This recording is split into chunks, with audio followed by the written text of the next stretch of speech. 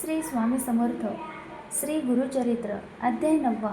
श्री गणेशाय नमः. ऐकोनी सिद्धाचे वचन, नामधारक करी नमन, विनवितसे कर जोडून, भक्तिभावे करुनिया.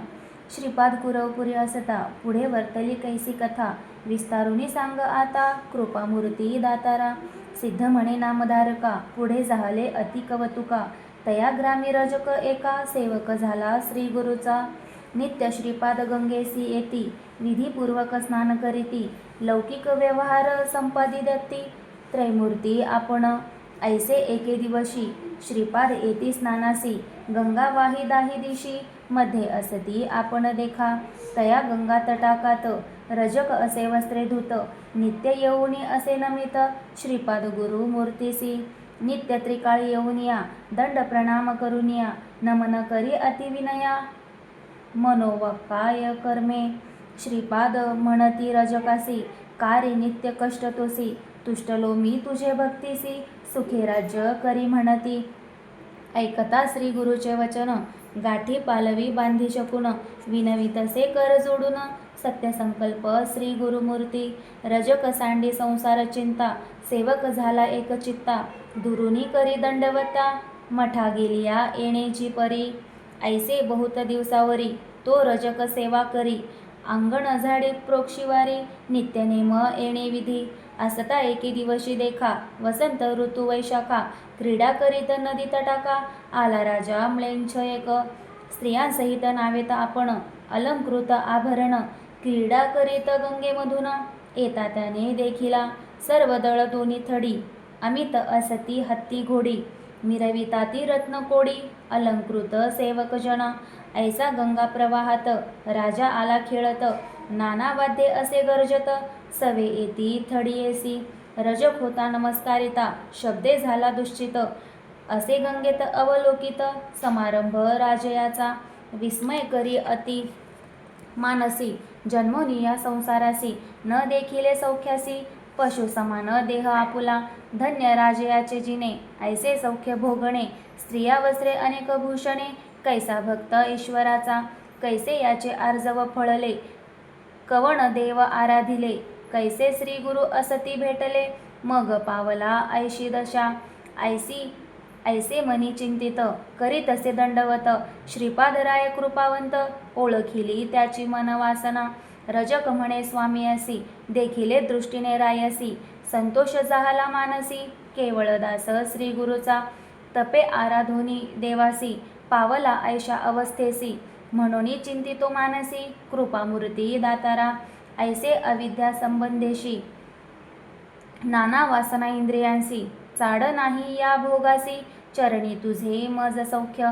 श्रीपाद म्हणे रजकासी, जन्मादारभ्य कष्टलासी, वांछा असे भोगवयसी, राजभोग तमोवृत्ती. निववावी इंद्रिय सकळ, नातरी मोक्ष नवे निर्मळ, बाधा करीती पुढे केवळ, जन्मांतरी परियसा. तुष्ट वावया इंद्रियांसी, तुवा जन्मावे म्लेंछ वंशी, आवडी झाली तुझे मानसी, राज्यभोगी जाय त्वरित.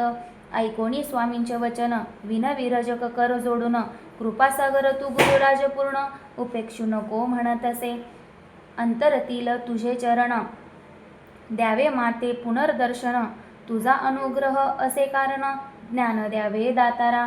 श्री गुरु म्हणती तयसी, वैदुरा नगरी जन्म घेसी, भेटी देऊ अंतकाळासी, कारण असे आम्हा येणे, भेटी होताची आम्हासी, ज्ञान होईल तुझे मानसी, न करी चिंता भरवसी, आम्हा येणे घडेल अनेक कार्या कारणेसी, अवतार होऊ परियसी, वेश धरोनी संन्यासी, नाम नरसिंह सरस्वती.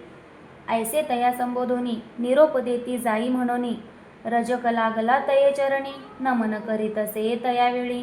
देखोनी श्री गुरु कृपामूर्ती, राजकासी जवळी पाचारिती, इह भोगीसी किंवा पुढती, राज्यभोग मज संग.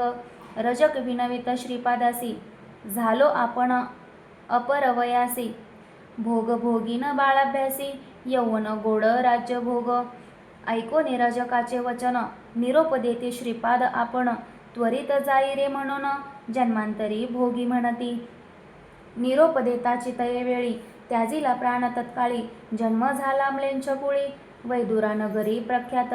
ऐसी रजकाची कथा, पुढे सांगेन विस्तारता, सिद्ध म्हणे नामधारका ताता, चरित्र झाले पुढे अनेक, इतुके झाले या अवसरी, श्रीपाद राव कुरवपुरी, असता महिमा अपरंपारी, प्रख्यात झाली परियसा, महिमा सांगता श्री गुरुचे, शक्ती आमुचे कैसे वाचे, नवल नव्हे अमृत दृष्टीचे, स्थान महिमा ऐसा असे, स्थान महिमेचा विस्तार, सांगेन ऐक मने एकाग्र, प्रख्यात असे कुरवपूर, मन कामना पुरती तेथे, ऐसे किती दिवसावरी, श्रीपाद होते कुरवपुरी, कारण असे पुढे अवतारी, म्हणून अदृश्य होती तेथेची, आश्विन वद्य द्वादशी, नक्षत्र मृगराज परियसी, श्रीपाद बसले निजानंदेशी, अदृश्य झाले गंगेत, लौकिकी दिसती अदृश्य, आपण कुरवपुरी असती जाण, श्रीपादराव निर्धारी जाण, त्रैमूर्तीचा अवतार, जे जन असती भक्त केवळ, त्यांसी दिसती निर्मळ,